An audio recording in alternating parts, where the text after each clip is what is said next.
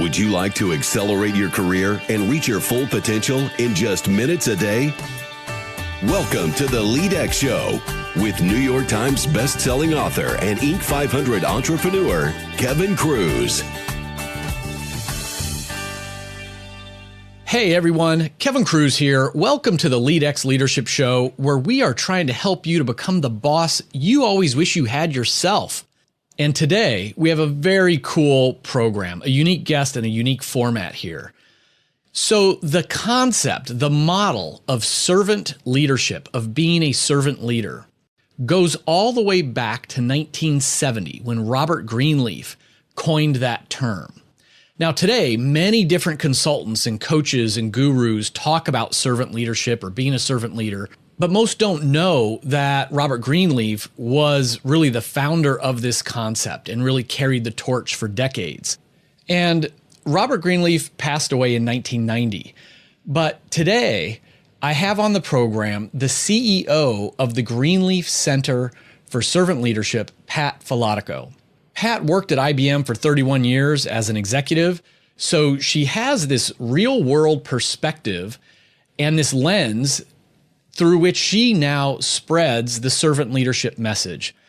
The model of servant leadership is so critical, probably more critical today, I think, than ever before. I realized, wow, we need to do our part at LEADx to spread the word, to help people to understand what the real servant leadership framework is all about. And so I invited Pat to do a webinar for us. And on this podcast, you'll hear I'm talking to Pat in sort of an informal interview to really ask, how we say, my selfish questions, the weird questions that I have that I want to, get to the bottom of certain things with our experts. And then at the end of this short interview, I think it goes about 10, 15 minutes, we then will play the audio portion of Pat's webinar, which is an introduction to servant leadership. Now, if you want to see her slides, if you want to get the full training experience, we will be offering the webinar for a limited 3-day trial. And then, of course, it goes into the archives. And if you aren't already familiar with it, visit leadx.org, where you can do a free trial and get access to 1,000 different resources, from podcasts and book summaries to webinars, micro-learning videos, and of course, the legendary Coach Amanda, the world's first executive coach built with IBM Watson. So get a free trial at leadx.org, and that's where you'll be able to find additional resources related to servant leadership. So with no further ado, here's my conversation with Pat Falotico. You spent 31 years at IBM, is that right? Yeah, I did. I was 12. For most of the time there, did you encounter a lot of servant leadership inspiration and models, or did it change over time at all? I think it changed over time, but I would tell you that across my career, I encountered role models and examples of servant leadership. We didn't call it that, right? The company was founded over 115 years ago.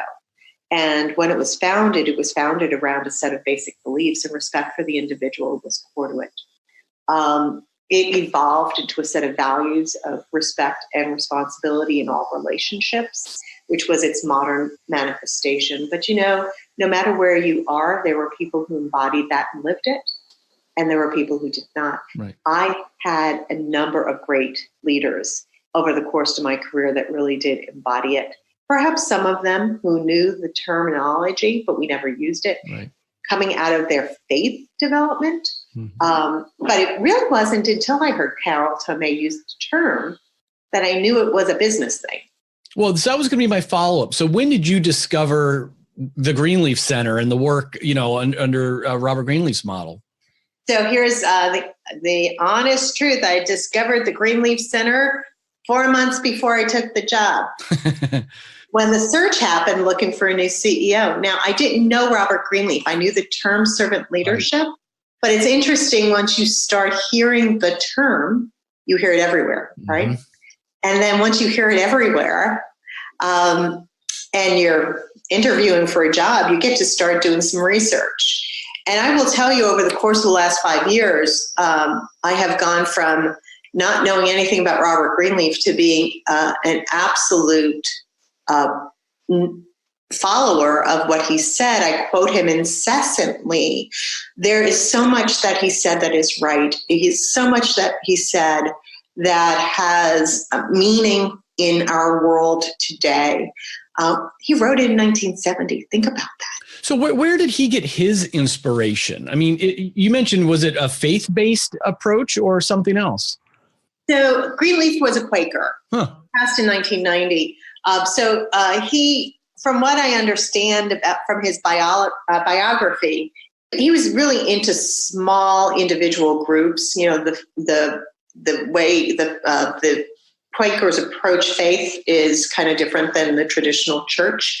But, you know, universities wasn't his thing. He thought, you know, universities and big institutions, although important, were not the best way for people to learn.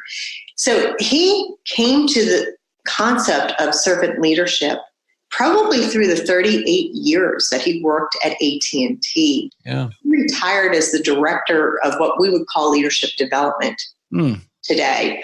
And it was management and research at the time.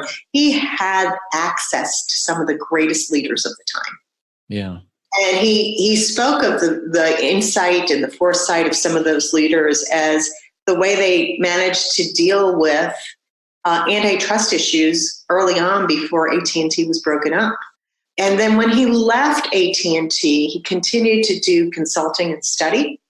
And it kind of the switch flipped for him, reading Hermann Hesse's A Journey to the East and that character of Leo.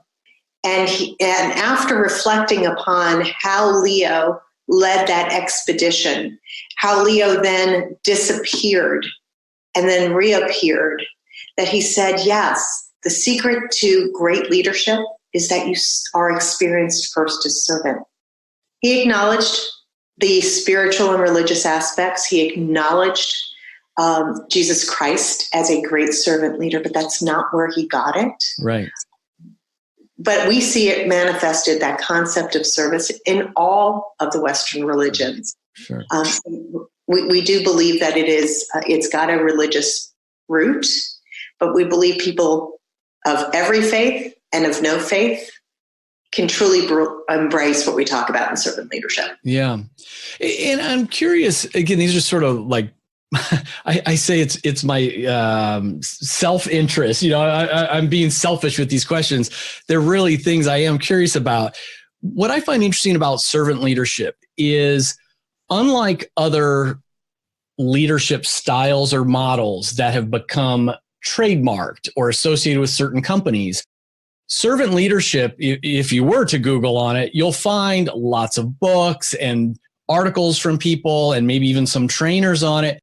I mean, how do you feel about that? Is it like, hey, isn't it great that more people are spreading, you know, the gospel of servant leadership? Yeah. Or is it like, wait a minute here, that's not the official, they're not an official apostle. Maybe I'm taking the religious angle too far. Yeah. And like they might be changing the meaning or going in a direction that's diluting it in some way. Yeah. So let me tell you a story.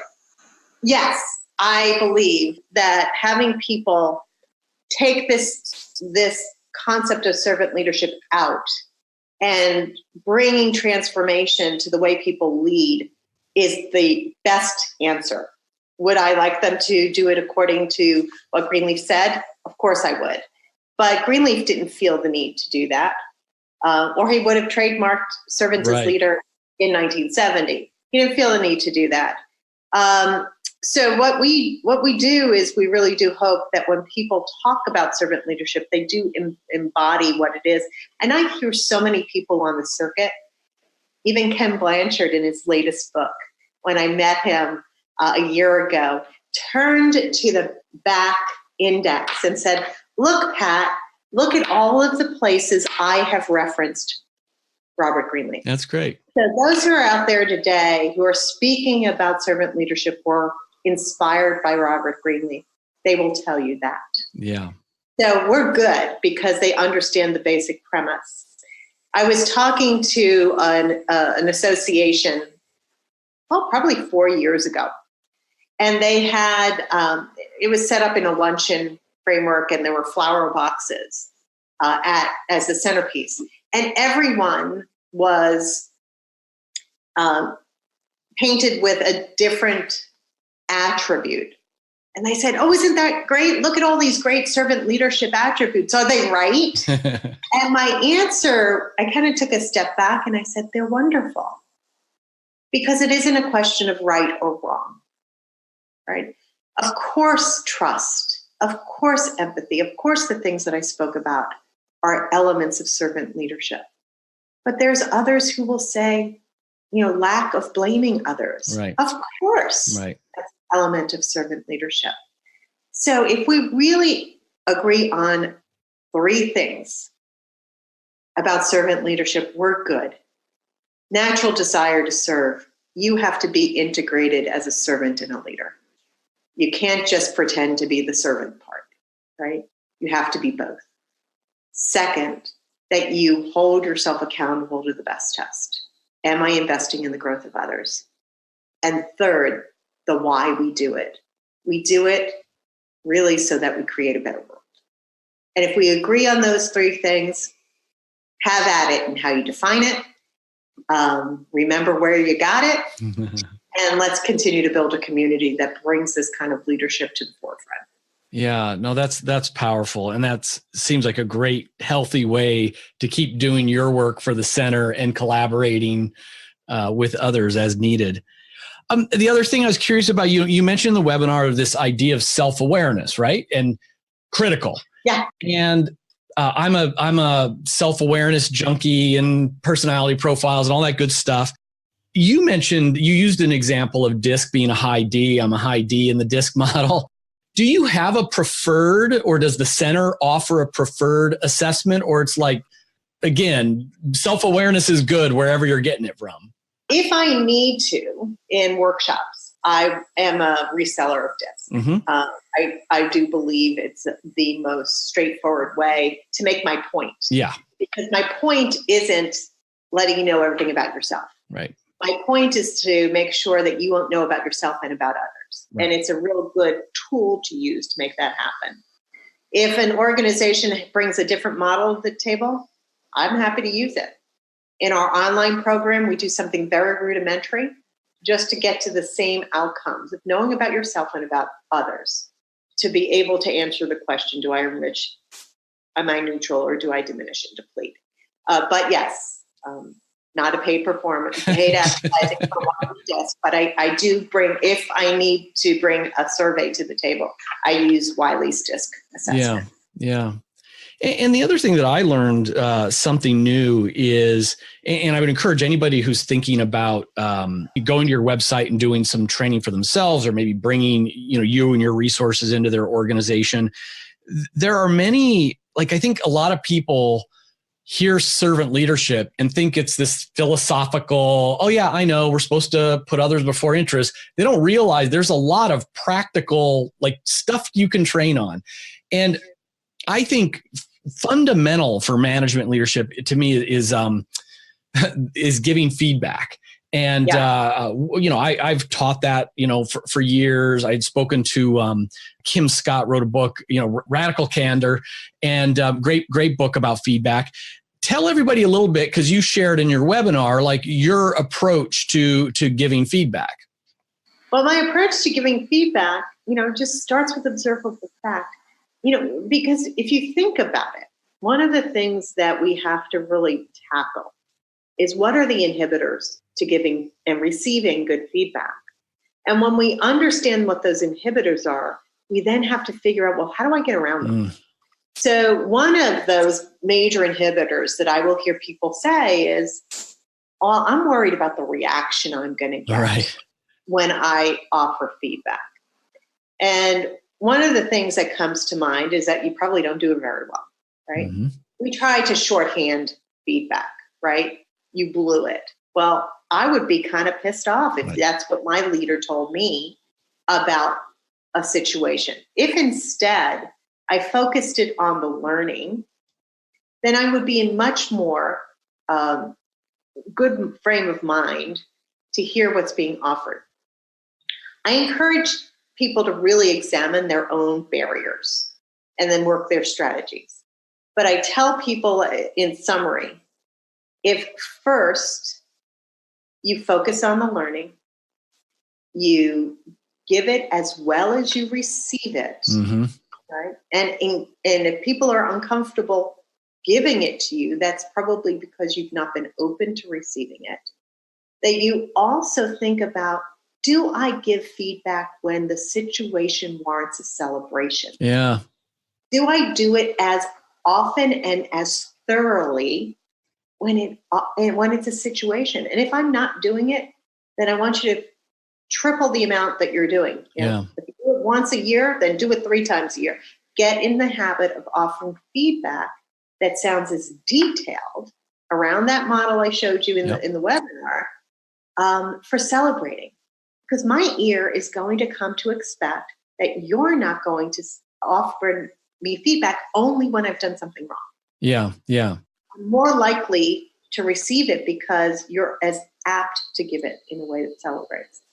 I encourage people to recognize that tone matters. We are human beings. Servant leaders are not saints. Right. All right. We are human beings that get frustrated. But if I offered you feedback and I was frustrated, that tone matters. So although I'd ask you to do it right away because you would miss some of the things you needed to observe, if you're really frustrated, I encourage you to take a walk first. Cool down and really focus on your tone, because your tone is going to underline your emotions, even if the words are perfect. Those are just some things I offer as ideas. Yeah. And I think what I love is, and I think many people struggle to give feedback. That continues to be something I struggle with. And the idea of start with facts and talk about impact.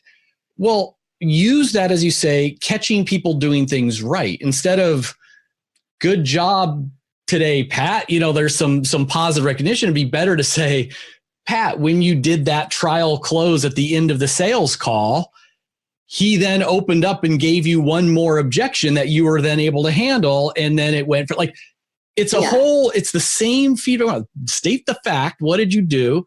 The impact, and just do positive feedback with that model until it's second nature. And then it will spin into the constructive version. Yeah. Just practice it. Yeah. And people's ears will be trained that you are focused on their learning.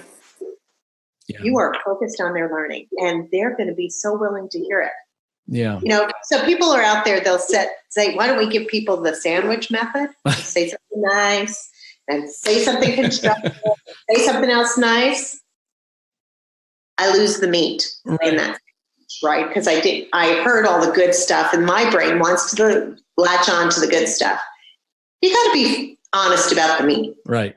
Got to be honest about the meat. Right. Sorry for the analogy. So let me leave with this. I don't know if this is going to be ending on a hopeful note or not. I mean, do you get frustrated? I mean, think about how long we've had servant leadership out there, right? And how long so many people have been trying to spread that message. And boy, whether you're looking, so here in the United States, but it's not limited to just here, whether it's our government institutions, whether it's businesses, whether it's our neighbors, it often seems like we're going backwards in terms of the spirit of this, and that we need the message more now than ever before. I mean, how do you see it? All right. So I am an incurable optimist. So let me start with that. So much so that on January the 21st, I sent 535 servant as leader copies to every member of Congress. Oh, fantastic. And I encourage them to explore their servant nature as they opened the new year, and ask them to think about, do we serve first? I think the issue in our society is that we still equate leadership with those who accumulate power. And I think we need to demand something different. This is my other absolute belief. I am the mother of millennials, and I do believe that they are going to demand something different. They'll change society. Good. We can truly invest in their growth and the way they think about the broad definition of leadership, because I know that they get the purpose thing, right? I think if we can really invest in the growth of that generation of leaders, over time, this will shift. But that's what our call is. Right.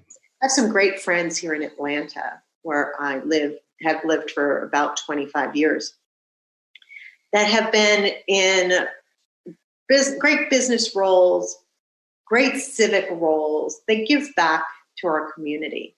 And at the 60, 70-year-old level of their life, they're focused on what does civic leadership look like for the 20 and 30-somethings.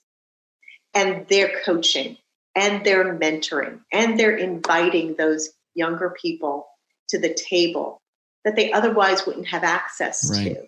Because we know that if we're going to build this society, you're younger than I am. I might not see it. You may not see it, but I want my son to see it. I want my daughter to see it. I want them to be a part of it. And that's why it's so important for us to invest in how younger people see leadership. Universities have a huge place to play in that. There's a number of them around the United States that practice servant leadership, that embed it in their curriculum, that put it in experiences. That's where we got to be. Oh, I feel more hopeful for that. I think that's great. I've got 3 kids, 2 in college, 1 in high school. And I know that, those who are a little bit older than them too. It does seem like the younger generation disassociates power with leadership and is a little bit more focused on others and giving back. Yeah. So I'm going to ask all of your listeners to go to my website, find the little bit on, it's actually on LinkedIn and on Facebook back in January when we posted about that congressional mailing. Send an email to your elected official and say, hey, what'd you get out of that reading that she sent you? That's great. It would be so much fun to get people challenged. I got a lot of people saying that's a great idea, but I asked them, put a little bit more pressure. Do you know, from what I understood when I worked for IBM, you've got 3 people who call a congressman's office. They pay attention. Yeah. 3. One's not good enough. So I did the 1. I sent it over the bow. Need 2 more people for every congressperson. I'll be the 2. So now we just need the 1 others. Times 534. Right. That's right. It's doable. It's doable. Pat, tell our listeners who haven't watched the end of the webinar, what's the best way to learn more about the work you're doing and to follow along? Yeah. So the Greenleaf website is the best place to go. It's greenleaf.org, GRENLEAF.org. It lays out all of that history of Robert Greenleaf that we talked about. It lays out our programs and our offerings and ways that you can get engaged. We're on all of the social media platforms as well, at Greenleaf Center on Facebook and Twitter, the Greenleaf Center for Servant Leadership on LinkedIn. Pat, thanks for coming on the show and thanks for the work you're doing. Thank you so much for having me. It's been fun. Hi, my name is Pat Falotico. I'm the CEO of the Greenleaf Center for Servant Leadership. The Greenleaf Center was founded in 1964 by Robert K. Greenleaf after a long career at AT&T. The center was founded as the Center for Applied Ethics. Over the course of his career, Greenleaf understood uniquely what it took for leaders to lead in an ethical way and consistent with a manner in which you develop people to be their best. He coined the phrase servant leadership in 1970 in his seminal essay, The Servant is Leader, where he observed the behaviors of Leo, the main member of the tribe that took a mystical journey. And what he understood about Leo's character was the secret to his greatness is that he was really perceived as servant first, someone who was investing in the best of those that he was leading on this expedition. In 1970, the modern movement of servant leadership was born with that very first essay. And what I hope to do today is to take you through the journey. I don't know about you, but when I got my very first management job, it wasn't because I had some very strong leadership skills. It was because I was pretty much the best on the team. And my management thought it would be really good for me to lead the rest of the team to achieve the same outcomes I was able to. I learned by very hard work that leading and doing were two different things. And managing and leading were absolutely two different things. Over the course of my career, like many of you, I was able to earn lots of promotions, running bigger and bigger pieces of the organization. More and more people within my realm of influence. Climbing the corporate ladder, absolutely, bigger chunks of business. It was great to take on the challenges that the company had entrusted on me. More and more people, but I was busy working on the business, not as often as being connected to the people.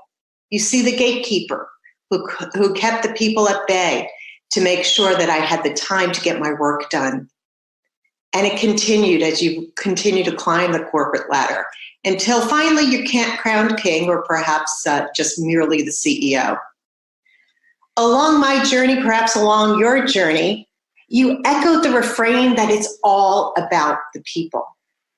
In fact, this image of the inverted pyramid was something that I learned from Carol Tomei, the CFO of Home Depot, when she described the culture of the Home Depot as being an inverted pyramid, where every level of leadership supported the next all the way out to the associates. But one thing I have found over the history of my career is that at times, while we believed it was all about the people, we didn't always live it. It was often about the objectives of the organization and how we were going to serve the shareholder. We sometimes forget that the people who actually do the work of any institution are those who are on the front line. And those of us who are in leadership have a singular responsibility of enabling them to be the best they can be, so that together in teams we produce the work of the organization, and that organization thrives in all of the aspects of business outcome that they have set their mission and vision for. So what is servant leadership then? Servant leader believes that in order to succeed, you must help others succeed. You cannot do it alone. Imagine any company like IBM, where I served for 31 years, that the leader thought it was all on their back. How is it possible to do business in 140 countries, serving thousands and thousands of clients? To do it by yourself, you must invest in others. You make sure that you understand what's in the best interest of those that you serve, because you cannot help those achieve their best if you don't understand what is at the heart of their aspirations. The servant leader responds by listening first to any situation. They don't bark a point of view before they fully understand. And they truly invest time in the people that they serve. There's lots of different leaders with loud voices over our history that tell us that in order to succeed, we must first serve. So let's define servant leadership a little bit closer to how Robert Greenleaf did. He said that it starts with the natural desire that one wants to serve. Then we identify and then meet the needs of those within our organization. We take an ethical, practical approach to how we lead. It's not self-serving, it's others-serving. We enable others to perform at their highest level, and in doing all of that, the organization fulfills its mission. We start with the concept that it's a natural desire that one wants to serve, and then it's a conscious choice that one wants to lead. This natural desire thought is difficult for some. They think that you are born this way. But I believe that it's actually a process of nurturing. The role models in your life, the people who are put on your path, the opportunities throughout the journey for conversion of heart, so that you can really take a point of view that says, you know what, it's not about me. It is about others. It's about your values. It's about how you come to work, to community, to life every day as someone who's committed to the growth of others. When you make that conscious choice to lead, the question is, what does your leadership attributes include? For the servant leader, it starts with self-awareness. Do we know enough about ourselves so that we relate effectively to others? It's about empathy. It's about building connections with others so that when you expect great outcomes, you also don't forget that the people bring their whole selves into our relationships. It's about foresight and how you make decisions every day that impact others. When we're really strong with how we serve ourselves and we focus on how we serve others, how do we listen? How do we build others through feedback and coaching in particular? How do we persuade versus coerce? And then we get to work at delivering against the objectives of the organization, getting alignment around our vision, everyone within the organization believing in the same things, putting together the set of activities that will lead us to achieve that vision, and then relentlessly executing. You see, when a team comes together around execution, around a vision that is based on leadership that truly believes in them and wants them to be at their best, their outcomes exceed the outcomes of the standard company. In fact, the Magellan Group did a study a number of years ago of all of the companies that were in Jim Collins' Good to Great Companies. Those who practice servant leadership even outperform those. So we know that when you build a culture based on servant leadership, you're going to get great outcomes. So I'd like to spend just a couple of minutes highlighting some of those key attributes we talked about. First, we talk about self-awareness. Greenleaf said, awareness is not a giver of solace. It is a disturber and an awakener. How many of us have taken a plethora of personality and leadership assessments that tell us everything we need to know about who we are? The issue is not to take solace in what that tells us about our strengths. It is to really dig deep and ask ourselves, when are we enriching others by being who we are? But perhaps more fundamentally, when do I diminish someone else by being who I am?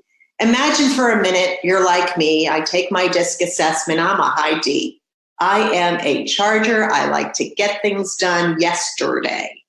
I practiced for a very long time the principles of fire, aim, ready, right? I'm okay if I have to change paths halfway through. But when I started to understand that that was diminishing those that work with me, from the point of view is that made them nervous. They needed to know which way to go. I needed to adjust so that the team and I could move forward together. That's what Greenleaf meant about developing a keen sense of self-awareness. You might think about empathy in terms of how we create connection with others. How do we think about the whole person? And how do we ask questions about what's going on within their lives? Greenleaf took perhaps another step forward on the concept of empathy, and he said the servant always accepts another, always empathizes. So I appreciate you as a person. I don't necessarily accept that the results that you're creating are good enough, but I care about you as a person. I remember a time that I had a wonderful leader who was so disappointed in the results of a project that I was leading. But he took the time, after really being clear that he was disappointed in the outcome, to make it clear that he had confidence in me as a person. And I needed to develop the skills to be able to succeed. But his confidence in me, that empathy, was what really developed my ability to achieve good things in the future. And then foresight. The leader needs to have a sense for the unknowable and be able to foresee the unforeseeable. That sounds kind of scary, doesn't it? How do I know what the unknowable is? How do I foresee the unforeseeable? For me, it's beginning to appreciate that when you have to make a decision, there's patterns. There's patterns because there's probably nothing in the world that doesn't have an analogy in the past. What do I learn from a similar situation of the past? How can that be applied to the current reality? And then finally, what are the possible solutions that I can envision to address my reality today? But the most important step, something that we typically forget to ask, is what is the unintended consequences of those solutions in the future? When I see that all is one, the past, the present, and future, I am in a much better position to make a solid recommendation on the best way to approach a solution that serves my organization. So I work on myself. I serve myself in these ways so that I can be better positioned to serve others. Greenleaf said that the first thing that a natural servant does in any situation is to listen first. Wouldn't it be interesting for us to show up in a situation that we didn't have any hand in developing to immediately start barking orders when we don't know the context? Listen first. He said that true listening builds strength in other people. Why? Because they reason for themselves the best possible path forward, and they take those best possible paths because they are informed by their own enlightenment that that's the best to choose. And then my personal credo, I've been working on this one for 5 years.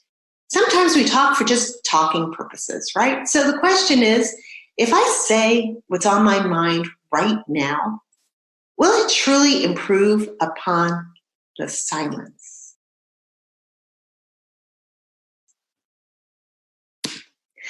We use that listening skills in how we build people. What I love about what Greenleaf says here, and this is something that I practiced in my career at IBM over and over and over again, is that we know that personal development, professional development is the responsibility of the person who needs to develop. The leader, the coach, the mentor comes alongside, but they need to own it. And we need to help them own it by what I consider the two most effective ways. First, feedback. How do you offer feedback? Now, we can get into conversations. There's lots of people out there that says, I love feedback. We don't do it very often. So if you love it, why don't we do it very often? We don't do it very often because it's typically scary and it takes time. It takes time for the leader to pay attention, and it takes time for the leader to deliver it in an intentional manner that's all about the learning for the person that you're offering the feedback to. We created a very simple model. We start with the facts. Facts can't be disputed. Now, I know we live in a world where alternate facts exist, but the reality is facts are observable. Facts are things that have happened. You can give them the why and the what for that it happened, but it did happen. Then we say, you know what? Here was the impact of that reality. Perhaps we missed the opportunity to get a proposal in on time because your contribution was late, right? Next time, we have to make sure we reach out a little bit earlier, so that we really use that learning to allow us to get better. And then find a way to appreciate the fact that the conversation was a productive one and move on. It doesn't have to be a relationship breaker. It has to be about the building and the learning. The other side of the coin in building is all about coaching. Now, I use the image of a coach, but we all know that the coach often is a teacher. The coach in business is not necessarily a teacher. The coach is the person who comes alongside of you and helps you grow. The coach asks great questions that allow you to identify the barriers that keep you in place and to allow you to figure out the outcomes that will lead you to the next breakthrough. If it's appropriate, the coach can use stories from their own experience that can help you see that they've been in your place. They've evaluated different pathways forward, but they don't tell. They help you develop your path forward. And then after building, one of the things the servant leader needs to learn is the prime skill of persuasion. Now, I don't know about you, but when you need to bring about change, I've had plenty of opportunities where broad pronouncements come out and chart the course going forward. Not speaking to me as an individual about what my role in that changed environment needs to be. Persuasion is about how to make that connection with the other, to say, this is good for you and good for the organization, but recognizes that the other chooses for themselves, that the path forward is the best path for them. It's kind of humbling when you recognize that you can't coerce your way into change. People have to choose it for themselves. The last piece of the model that I'd like to cover for you is Greenleaf's best test. And in his best test, he doesn't say, how well did you grow your company? What he says is, your best test is how well did you grow your people?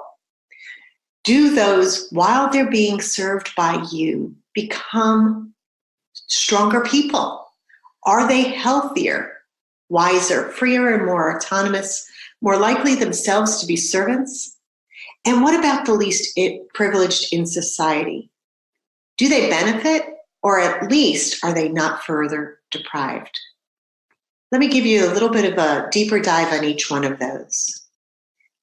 First of all, the whole concept of the best test is about we feel joyful at work. Imagine that if everybody in our society felt joyful and fulfilled at work.